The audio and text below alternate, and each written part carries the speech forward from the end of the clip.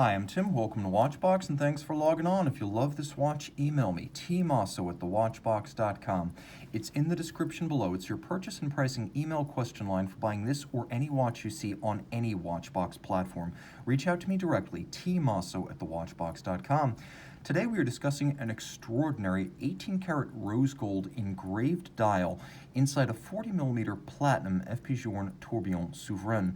These watches are built in small runs each year, between 5 and 12 generally, meaning they will always be special, even in the context of a brand that makes between 650 and 950 watches a year.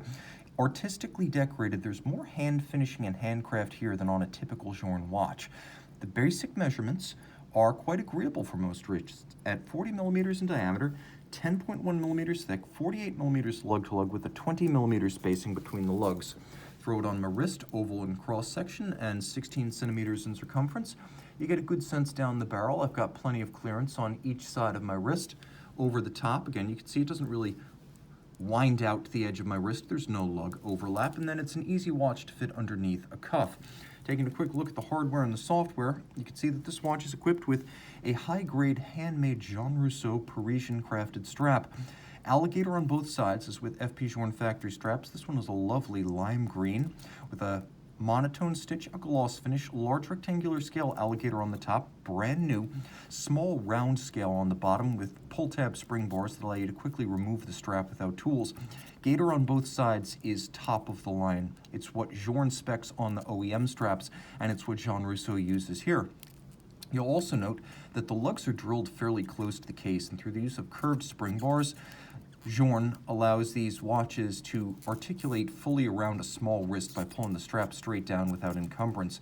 There's a simple, quickly adjusted platinum pin buckle, and then the case is familiar Journe, as you have the mid-case defined by the overlap of the case back and the bezel. There's a little lip on both, polished in all regards with integrated Calatrava style lugs.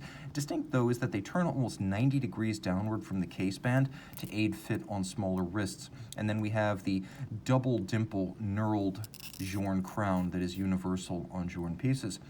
The dial, 18-karat rose gold, just like the movement, but here extraordinarily hand engraved. This is not done with engines or power tools. This is done traditionally with a burin, slowly and excruciatingly detailed manner.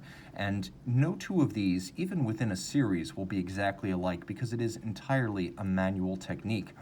Moving inboard from the 18-karat rose gold, you can see there's a power reserve indicator for 42 hours of reserve de manche up at 12. There is a deadbeat seconds indicator down at 6 o'clock with 12 hours of power reserve remaining. The remontoire system will disengage and this will turn into sweep seconds. So if your watch is ever low on power, wind it up and the deadbeat will resume.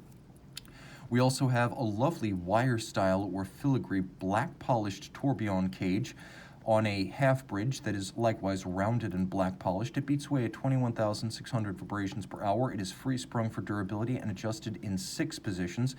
It features a rare for FP Journe overcoil hairspring to allow concentric breathing and isochronous operation in every position.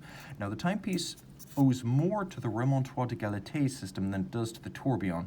The timepiece uses a constant force device. This little titanium linear spring is attached to a second escapement that meets out 1-second bursts of energy to the escapement, so the barrel never directly drives the tourbillon. This buffer system is active right up until the last 12 hours of power reserve, and it ensures that the tourbillon and the balance within the tourbillon critically will maintain constant rate and constant amplitude. Constant amplitude of the balance means the watch can be adjusted very precisely to operate optimally when it is in the first 30 or so hours of power reserve. Really, it is this constant force device that is responsible for the watch's precision, and the combination of the linear remontoire with the tourbillon was FP Journe's world premiere when he created the prototype back in 1991. The movement, of course, pivots on 26 jewels, is made of 18-karat rose gold, and you can see that there is anglage on the edge of the bridges. It's lighting up and mirrored. The quality of the finish on the tourbillon is generally a little bit more manual and higher in quality than some of the more mechanically finished entry-level models like the Chronomètre Bleu or the CS. You can see the enormous amount of black polish on the mechanism underpinning the tourbillon and the remontoire. You have Geneva waves across the bridges, and then there's satination on the wheels with a pocket watch watch-inspired swan's neck click and click spring. Caliber 1403, meaning it is 14 French lean in diameter, and 03 being the year work started on the movement. And as you can see, this is a full platinum case, Journe making movement, dial, and case entirely in-house. All of that contributing substantially to the value of the watch you receive. The timepiece is 30 meters water resistant, so you're not going to want to swim with this one, but that's why you have an Elegant 48 from the same brand. Email tmosso@thewatchbox.com for purchase and pricing details.